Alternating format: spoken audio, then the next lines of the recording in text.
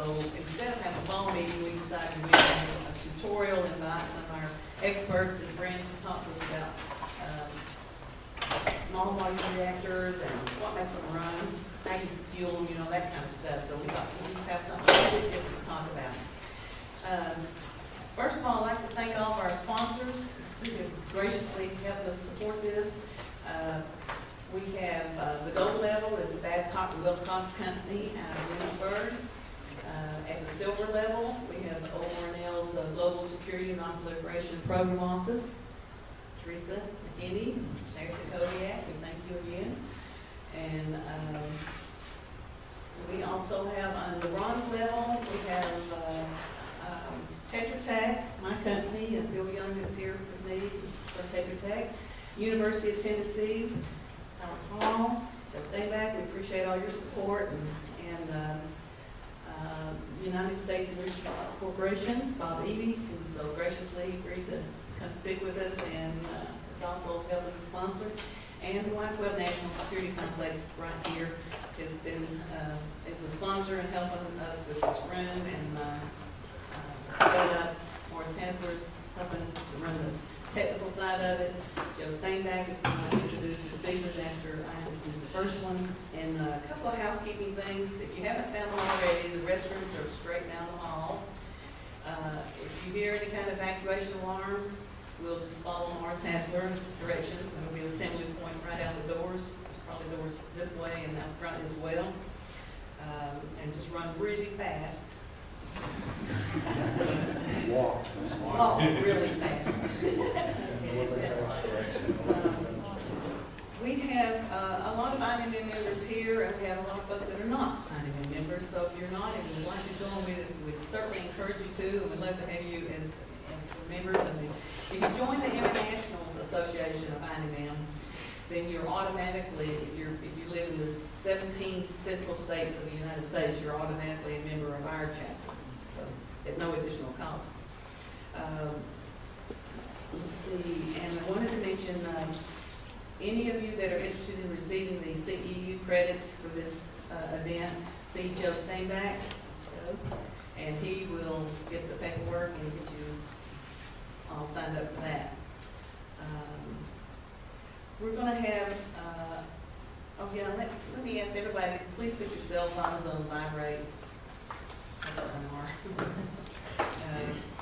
And it's fairly informal. We've got a speaker about every hour. I did not put down a specific break time, but if we get through a few minutes early, we'll break if needed, or if you need to go out, please feel free to get coffee and water. We got soft drinks, and about 12, they'll be bringing our daily lunch to set up in the back, and when we get through those speakers at that time, we'll break for lunch.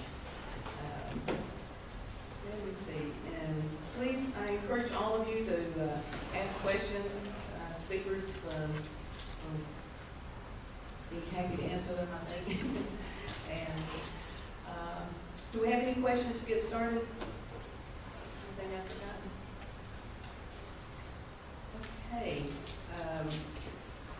We have 3 of our speakers that will be coming in later in the afternoon. But to get us started off, we'll have Phil Young. Phil is from, Mr. Young is a technical manager of the Tetratech Aiken, South Carolina office that I mentioned earlier. He is a certified health physicist with 25 years experience in the nuclear power industry, focusing on licensing, risk assessment, and environmental support. Mr. Young leads Tetratech's small modular reactor practice. Phil?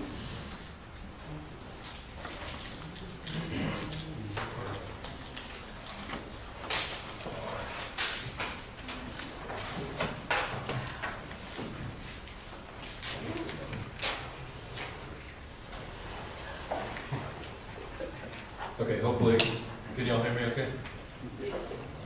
Good, all right.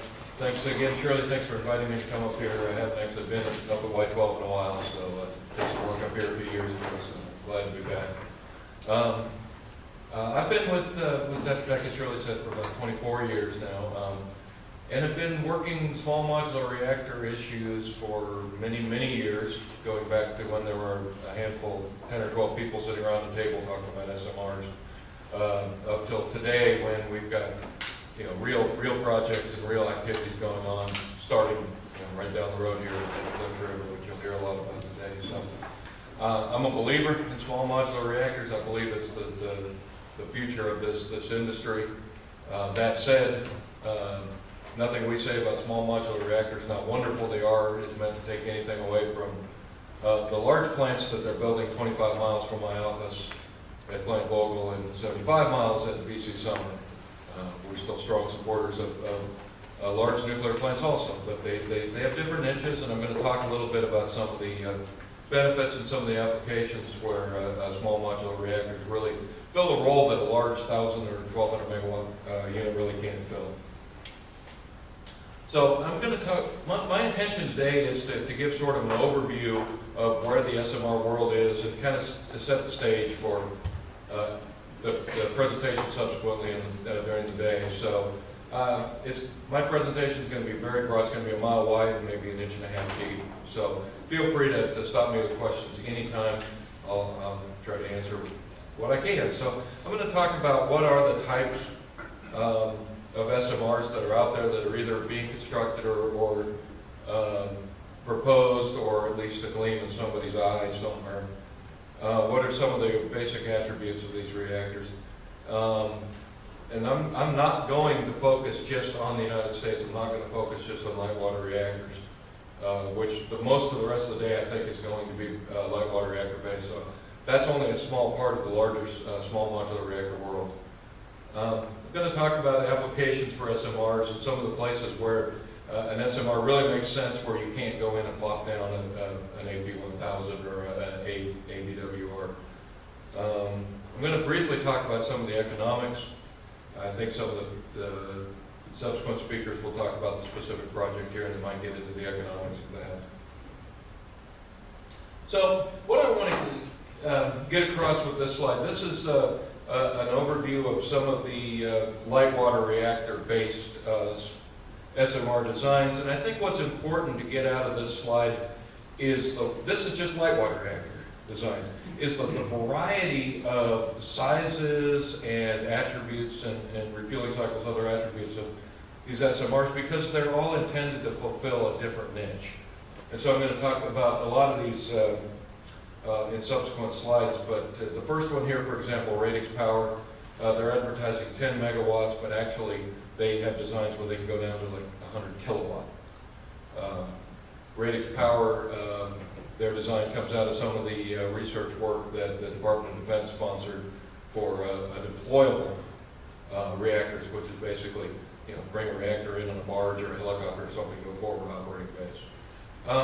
Then we've got some of the foreign designs I'll talk about from Argentina, the Kerem design, Russia, and then of course some of the American designs. Just so we're all on the same page, small modular reactor, the small is defined by International Atomic Energy Agency as less than 300 megawatt E electrical. So everything I'm talking about is less than 300 megawatts. Some people also use the term SMR to mean small to medium reactors. Most of the Europeans use that language, but I'm going to say small modular reactors, because the modular concept of fabrication and construction is a very important attribute for these reactors. Now this shows you the broader spectrum of SMR types. These are the ones that are not light water reactors. And the first three here, HTR, I should have defined these acronyms here, but it didn't have room on my table here. It's a high temperature reactor, high temperature gas cooled reactors. The HTR PM, which is a 2-unit, 105 megawatt reactor in China, is actually being built as we speak. I think they began construction last year. EM squared is the General Atomics design, a high temperature gas cooled reactor built upon the decades of experience that General Atomics has with this type of reactor. They had the MHT, modular high temperature gas cooled reactor, that they actually built. Then Ariba has their own version of a high temperature gas cooled reactor. Yes, sir? How is the EM2 cool? What Pardon? cooling system is the EM2 used? It's a gas cooled. It's gas, yeah, Mhm. like, The next couple of rows here, these are fascinating sodium cooled fast reactors, which is a technology that's very well established. There's been sodium cooled fast reactors for many decades. 4S, which is a very small, cute reactor, which I'll talk about a little bit here. And then PRISM, which is GE Hitachi's reactor, which is just slightly over 300 megawatts, but I'm going to talk about it anyway. And then finally, there's a couple of designs that are lead bismuth cooled small reactor, and this is of interest also, and I'll talk about these a little bit later. So I'm not going to talk about B&W very much because I know everyone else, several of the speakers are going to talk about this later, but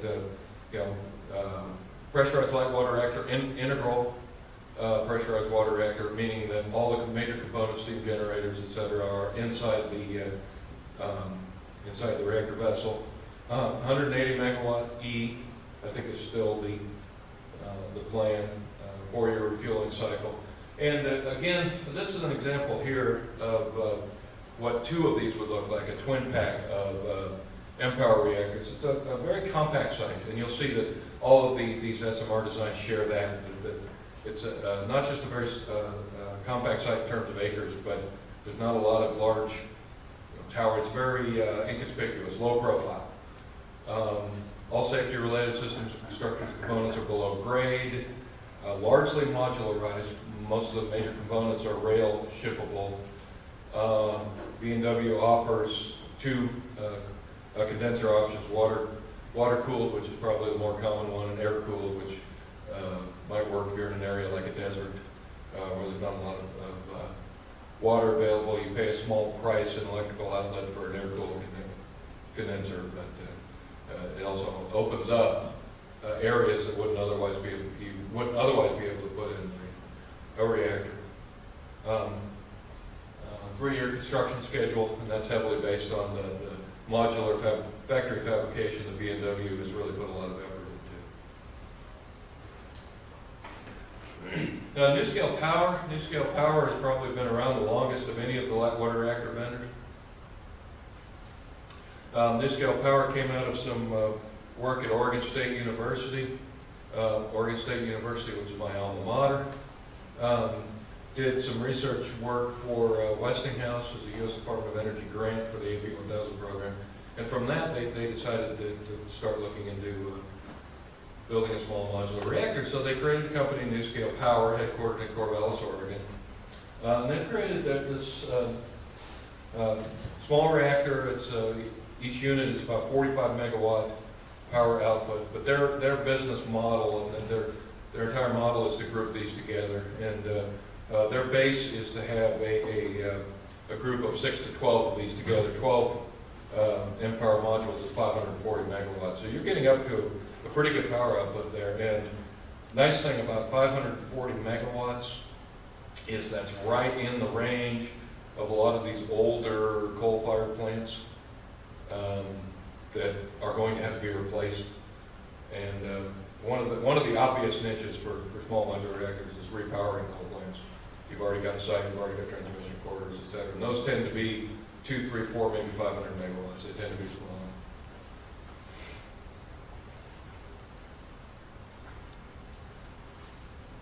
smaller. SMART, which they really tried hard to get this acronym, System Integrated Modular Advanced Reactor, SMART reactor. This is the Korean design. This is created by KERI, which is Korean Atomic Energy Research Institute in Daejeon, South Korea.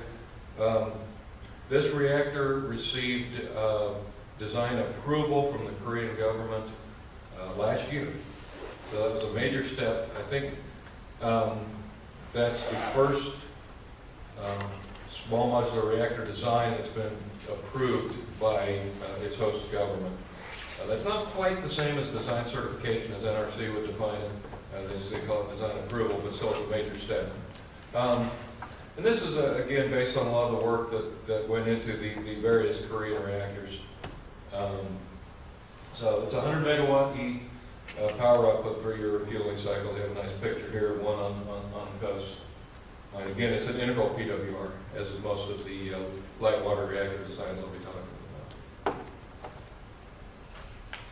about.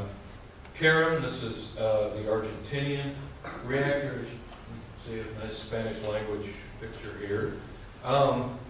So smaller than some of the other ones I've been talking about here. It's a 27 megawatt E power output. They say 1 year refueling cycle. I think they're going to do better than that when they actually build the thing. That's what they're saying publicly right now. I talked to my friend at INMM in Buenos Aires last week, and she indicated they have begun construction on the demonstration unit in Argentina for the Kerem reactor. She also told me they're building it on demonstration time scale, so don't expect it to begin generating electricity anytime soon. But this one is under construction.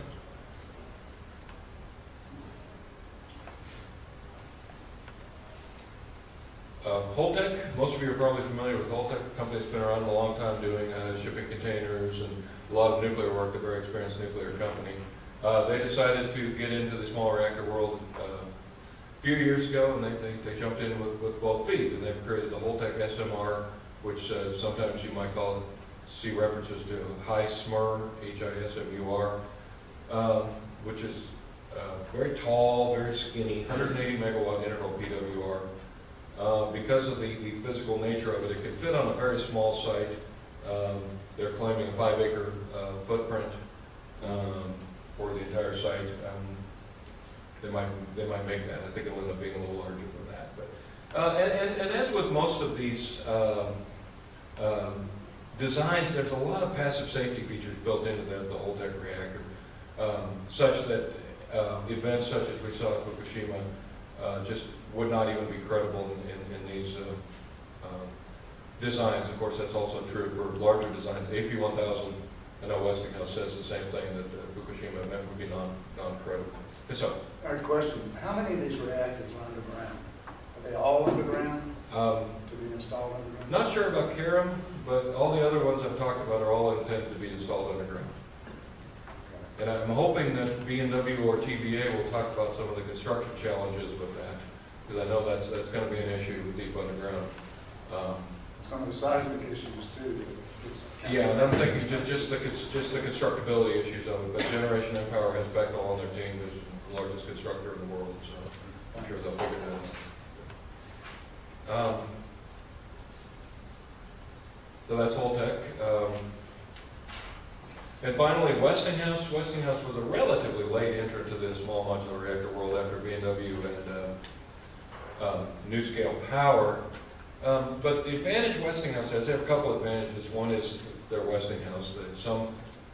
I can't remember the number, they always brag about the percentage of reactors in the world that are based on Westinghouse PWR technology. It's very large. So they're an experienced reactor company, obviously. But what they did was they waited till the AP1000 was basically done, the design was complete, certified, and then they said to themselves, how do I take the lessons we learned in building the AP1000, which is a passive reactor, and incorporate those into a small modular reactor? So they created this SMR. And the other thing that they did was they didn't start with the design and a power output level. They actually worked backwards. They said, what's the sweet spot from a client perspective, from a customer perspective for megawatts? You know, is 10 megawatts too small, 500 megawatts too small? They're trying to find the Goldilocks approach, which is what's just right. And their research and their public statements are that 225 megawatts is the sweet spot for that. Again, a small compact site, 15 acres. And then, like I said, passive safety systems based on the AP1000 design. So before I move on to the non-light water reactor designs, the current status on light water reactors, as most of you know, there was a Department of Energy funding opportunity announcement last year for funding of licensing activities for small modular reactors. B&W was successful. 4 companies submitted proposals. Last year, B&W received an award. Department of Energy this year issued a second round of funding opportunity announcement, and 3 of the designs that I just mentioned, Westinghouse, Holtec, and NuScale Power, have applied for the second round of FOA funding. And My understanding is that announcement's going to be any day now. If anyone here knows more, Stu, you might know more than I do. So we're all kind of waiting with bated breath for that. And interestingly, a couple of the non-light water reactor designs also submitted proposals, is my understanding, for that. It'd be very interesting to see how they were received. So let's talk about some of the non-light water reactors then, because there's more variety here. Let's start with sodium-cooled fast reactors. Like I said, sodium-cooled fast reactor is a concept that's been around a long time and it's proven. There's some issues, of course, when we in the nuclear engineering and health physics world think of sodium reactors, the first thing we think of is sodium fires. So that's the sodium-cooled fast reactors they're guilty until proven innocent with regard to that, but they've really taken that to heart. Yes, sir.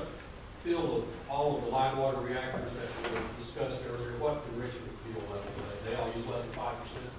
Yes. Enriched, Correct. Some of the designs I'm going to talk about here is somewhat higher enriched fuel, but the light water reactors are also. In fact, they're all standard. As far as I know, every one of them is standard PWR fuel. Might be different length, but it's a standard fuel.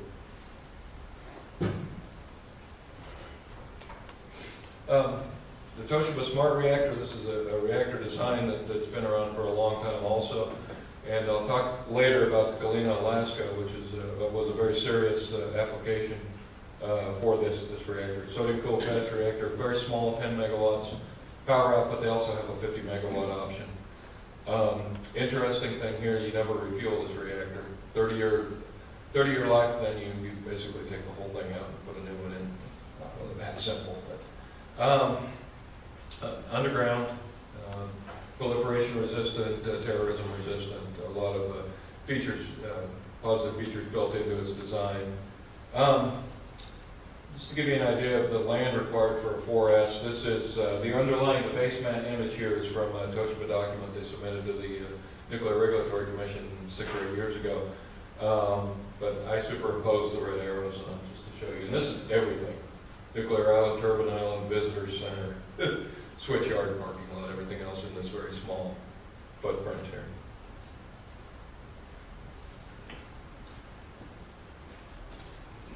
GE Prism, also sodium-cooled fast reactor, much larger, 311 megawatt power output. Interesting thing about this design is it comes with its own spent fuel recycling center attached to it. The real benefit, I think one of the real niches that GE is selling for this reactor is plutonium disposition, nuclear materials disposition. This reactor will basically eliminate plutonium, burn it in the reactor. My understanding is they have an agreement with the UK government to build this reactor in the UK, to generate power, but also for nuclear material disposition.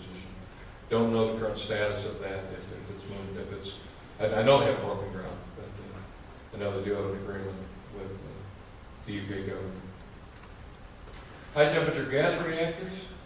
Again, this is not a new technology. We had a high temperature gas reactor in this country that operated for many years, Fort St. Brandon, Colorado.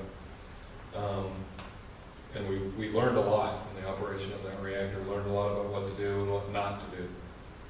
General Atomics EM2 reactor, that's what I mentioned earlier, helium cooled, graphite moderated, 240 megawatts, very high output temperature. And I'm going to talk later about some of the applications that you can use when you have output temperatures at this level. And that temperature becomes a benefit, not just something to be removed. Core life expectancy is expected to be about 30 years without refueling.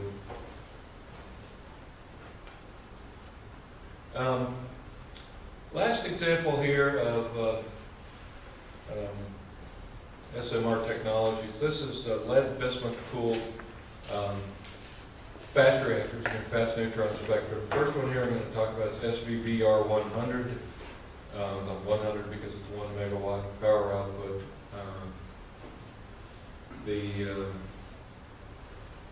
This design is based on the Russian Alpha class submarine reactor that had 80 reactor years of operating experience behind it. My Navy friends tell me the Alpha class submarine was the Russians say it was the fastest submarine ever built, and my Navy friends tell me, fortunately, it was also one of the loudest, because they couldn't catch it, but they could hear it. It wasn't as fast as our torpedoes. Good point. And he knew how to aim. So this is the benefit here is this is a reactor with a lot of operating life. Again, learned a lot of lessons, what to do, what not to do. There was a very famous incident with one of the Alpha class submarines that was made into a movie that included the phrase "the Widowmaker." So I think you probably remember that one. But they have learned, and I've recently saw a presentation from Dr. Jasinski, who's the creator of this reactor, and he was explaining why that should not have happened in the first place, why it could not happen in this reactor. So again, pretty long life, about 8-year refueling cycle for the SVBR 100. They are currently constructing a demonstration unit in Dmitrov in Russia. Their public information is they expect to begin commercial operation in 2018. I've met with several of the SVBR employees, and their current schedule doesn't quite show that. It's a couple of years later, but that's still what they're saying publicly. But they're doing a lot of research. They're being very slow and steady about this. They've got a full-scale test facility for the reactor cooling pumps, which are these large things that sit on top of the reactor vessel here. But you're basically pumping lead bismuth, a very heavy material. So, and they also have a lot of corrosion issues, a lot of materials issues. That they're not just rushing forward full speed ahead. They're trying to solve their materials issues first. And then finally, the last sodium cooled fast reactor here is a Gen 4 module. This company you might have heard of several years ago is Hyperion Power. They started out as, in fact, the picture I found still said Hyperion Power on it. But they changed names a few years ago. They had management change their Gen 4 Power. Lead bismuth cooling, 25 megawatt power output, and no refueling, replace the entire reactor core every 7 to 10 years. Their niche, they're looking at places like the Arctic, mining operations, remote locations, islands. Basically, any place that currently relies on diesel fuel for electrical generation is something that Gen 4 is looking at. Diesel fuel is an expensive and inefficient way to generate electricity. But in a lot of places, it's all you have. And then, diesel generators can be 10, 20 megawatts. So it's a comparable size here. So that's what they're looking at. I've seen presentations from Gen 4 where they have a map of the world and they show every place where diesel fuel dominates. And it's a lot of the world. And that's their market. They're not going for places like baseload electrical generation in the U.S. and Western Europe. So, any questions before I move on to some of the applications? It's a lot of information, but I just wanted to give you an appreciation for what's out there in the SMR world. A lot of people have a lot of brilliant ideas. All of these SMR designs have advantages. All of them have niches. Will every design I just talked about end up being built and end up generating electricity? Probably not. There's going to be a shakeout, no doubt on that. Some of the potential applications for SMR: baseload electricity generation, remote locations, desalination, process heat. Baseload electrical generation is something nuclear power is good at. Nuclear power generates 24/7, whether the wind is blowing, the sun is shining or not. And it's something the world has a lot of experience. There's 436 nuclear power plants, although I think that's 433 now, because before we say no for you, keep lying. But 15% of the world's electricity generation is already nuclear power. For countries that have where the entire grid is 2,000 to 3,000 megawatts, that's a lot of countries actually. Small to medium grid. You can't come in and plop an AP1000 down in a grid that's 2,000 to 3,000 megawatts.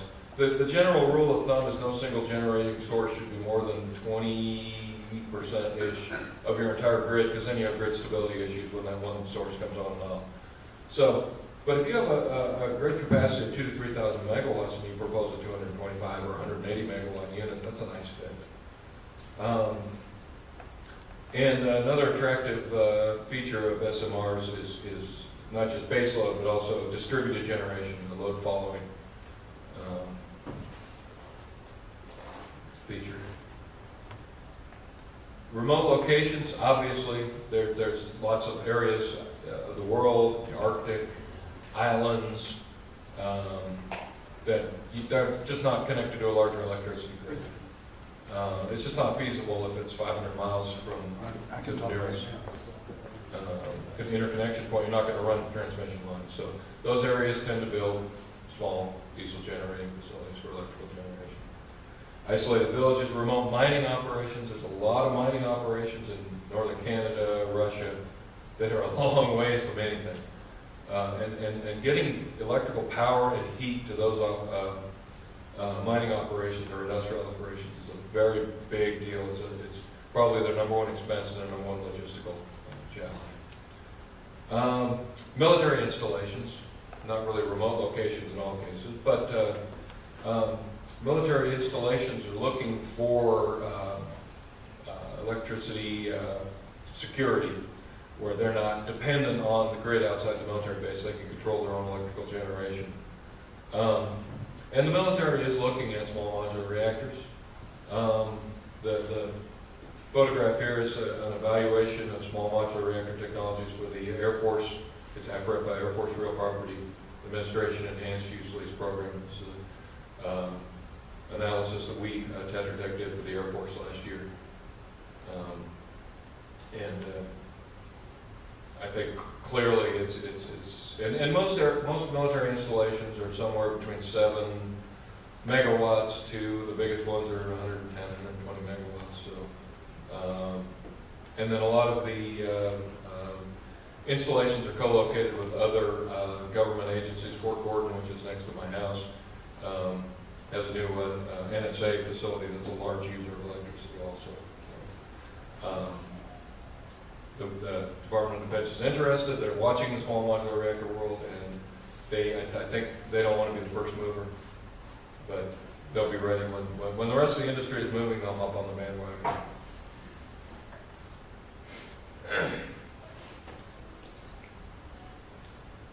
So speaking of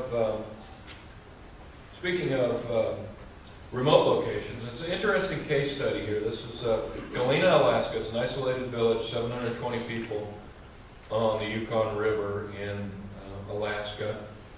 If you look at it on a map and then try to find the nearest city or electrical connection point, it's a long, long ways. What they have to do is their electrical generation is diesel. And during the 2 to 3 or 4 months a year when the Yukon River is not frozen, they barge up an entire year's worth of diesel fuel and store it on site. So they have a total storage capacity of 3 million gallons of diesel fuel. They end up paying, as you can imagine, a fortune per kilowatt hour for electricity. Beginning in August 2003, Galena actually raised their hand and said, "We're interested in a small reactor," which at that point nobody else had even really broached the subject. And they began discussions with Toshiba. Toshiba was ready to provide the 4S reactor for Galena site. Galena and Toshiba prepared a series of white papers and submitted those white papers to the NRC. I think it was 2006, somewhere around there. Unfortunately, since then, the steam has kind of gone out of this project, and I don't believe Galena is seriously looking at it anymore. The gentleman who was really pushing it, this project, was Martin Yoder, who was the mayor of Galena at the time. He is no longer mayor. He's working down in Anchorage, but he comes to every small reactor conference, so we see Marvin all the time. But we still are confident that one of these communities in Alaska, one or more, will really be interested in an SMR at some point.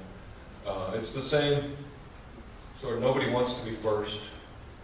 Being first entails a lot of risk, a lot of effort, a lot of political will, and that's even if you're not paying the first of a kind cost. So you may also end up paying some first of a kind engineering or costs. So everyone wants to be second. So once one of these SMRs is built somewhere in northern Canada or Alaska, then I think there'll be a rush. I think that we would be sitting lined up at Toshiba's front door or NuScale Power or something like that. So there is a precedent for this. There's a small village in northern Siberia that has 2 reactors right now, providing 100% electrical generation and 100% of the heat for a village of about 700 people.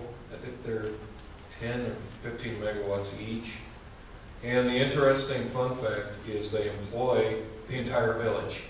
The village exists to run the reactors, which exist to heat and power the village. So it's a wonderful cycle.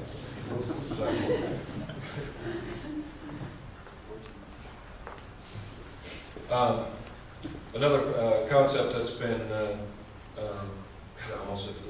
another concept that's been introduced recently by the Russians is the floating nuclear power plants. They actually have a design here that they're proposing to put on a ship. It's a KLT-40 reactor, self-contained heat and power plant on a ship. Factory built, including the ship, towed to coastal waters near wherever the load needs to be, a city, town, industrial facility, whatever, basically hooked up to the grid. It's not that simple, but in general, that's the concept. The current KLT-40 proposal is two reactors on a ship, provide up to 70 megawatts of electricity or 30 megawatt of heat, 300 megawatt of heat.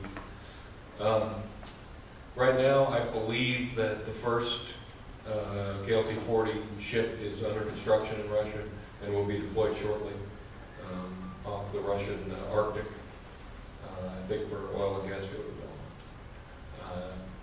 development. The Russians have several countries who have expressed interest in this concept. I don't believe there's any plans for the Russians to deploy this in the United States. Another obvious niche for small modular reactors is desalination. If you look at the public health threats, the public health issues in this world, lack of access to potable water is a real issue. The latest number I could find was more than 1 billion people in this world do not have access to adequate potable water. It's 1 out of every 7 people. 3 billion cases of illness and 2 million deaths every year from water-related diseases. That's a real issue. So if we could solve the access to potable water, the access to clean water issue, then we would have real and immediate impacts on the public health in this world. So desalination right now, there's about 15,000 desalination plants worldwide, and then there's many more being built every day. Right now, the major technology is reverse osmosis, driven by electric pumps. It's a very electricity-intensive process.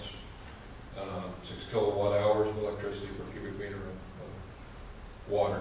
So it takes a lot of power to make water for desalination. But the world does have experience using nuclear power in small reactors for desalination. 150 reactor years of experience, to be exact, mainly Kazakhstan, India, and Japan. So it's a nice niche and will have real benefits. Process heat, as I mentioned earlier, for the gas-cooled reactors, when you have high temperature output, anything over about 700 C, then you have heat that you can do a lot with. It's a benefit. And there's a lot of industrial processes that could use this heat to beneficial uses. Oil from tar sands being an obvious one. I know that every small reactor vendor, especially the high temperature vendors, have been up to Alberta talking to the oil sands industry of their oil refining, coal to liquids, then hydrogen production for agricultural fertilizers, biomass, or other uses of hydrogen. Hydrogen production, especially for the very high temperature output, like the high temperature gas reactors. Several ways to produce hydrogen. Electrolysis of water, you don't need a high temperature, but it's not as efficient. But for the high temperature reactors, you have high temperature electrolysis of steam, which is a very efficient process. Steam reforming of natural gas, also with high temperatures, and thermochemical production of hydrogen. So lots of different ways to produce hydrogen. Hydrogen, of course, is a very valuable product.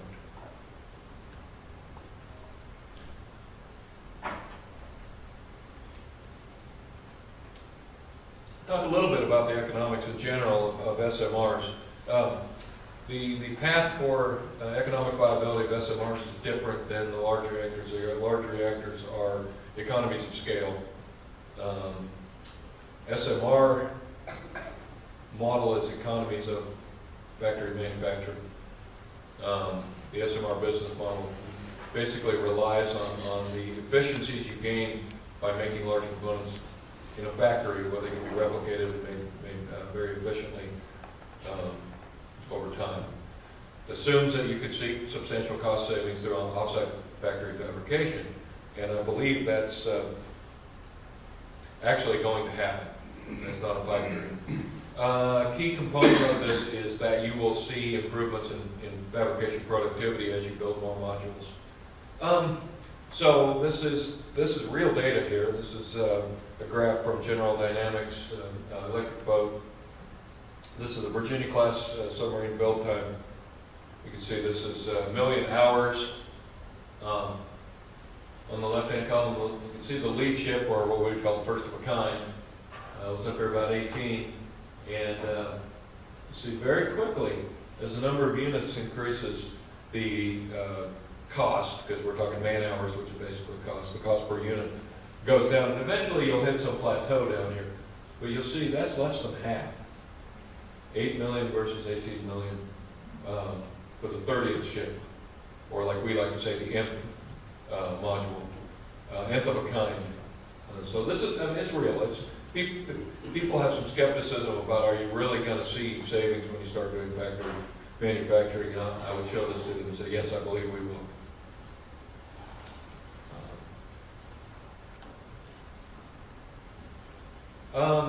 All of the vendor-prepared cost estimates and some of the independent cost analyses that we've seen so far, they all indicate that construction cost per kilowatt, and the O&M cost per kilowatt hour for SMRs will be in the same range as the large units right now, which is good. It'd be better if they were below it, but at least that gets you in the ball. That gets you in the game.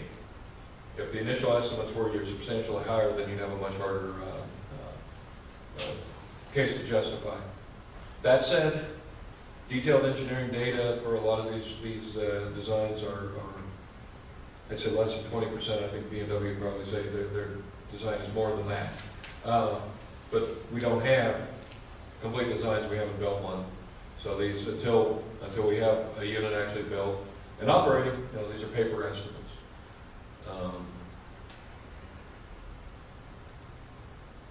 So in conclusion, I'd like to leave you with the conclusion that SMRs are a good source of baseload electrical power for small countries, small to medium electric grids, remote locations, desalination, process heat, hydrogen production. There's lots of niches that SMRs really can fill that large reactors cannot. You can deploy SMRs in countries, especially some of these SMR designs that don't require refueling. You can deploy them in countries that currently lack the workforce, the infrastructure to build large nuclear plants. That opens up a lot of these other countries I talked about with relatively small electric grids. Again, the economics of SMRs are being worked, and there's a lot of smart people working on them, and they need to be validated through actual manufacturing and deployment, and I firmly believe we're going to get there. And hopefully in the very near future, and when we do, it'll be East Tennessee that's leading the way. So, I congratulate all of you, because from South Carolina, we're not building them. So, any questions or discussions?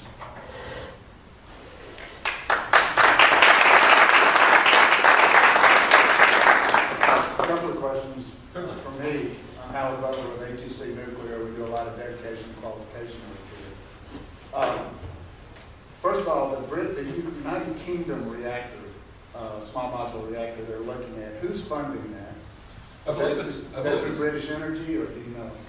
I really don't know. It might be the government. I'm not sure. Does anyone know? I can tell you, it's Sue Magruder from the NRC. I can tell you that the Nuclear Decommissioning Authority in Britain is looking at a lot of different options for what to do with spec fuel. And one of the things they like Phil said, they have an agreement with PRISM folks, PRISM folks to look at their reactor. So they're funding a little bit of work just to explore. They're in the exploratory part of it right now. Right. Okay, so, because the French own British Energy right now, and which is bizarre to me beyond belief that could happen. But I was curious because most of their reactors are gas-cooled reactors, and I guess they're using that spent fuel as a feed-in to the modular reactor that they're making a choice on, I guess, at this point. And my next question is, first of all, can we get a copy of your brief? Is that going to be made available to us online anyway, or?